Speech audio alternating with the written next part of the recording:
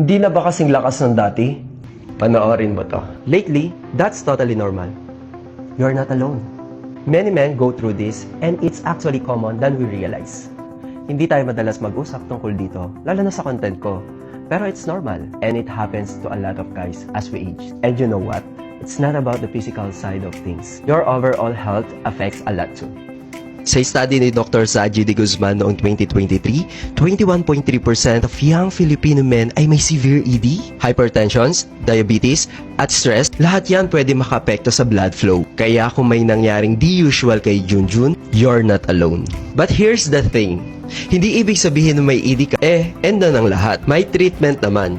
Kailangan mo lang ng tamang tulong. And that's where GoRucky comes in to help you out. Sin mo na may mga changes na sa health mo? Don't wait. Start with a simple online assessment, confidential, walang judgment, and GoRucky's doctor will guide you to the right next step. So ano pang hinihintay mo? GoRucky.ph and start your health journey today.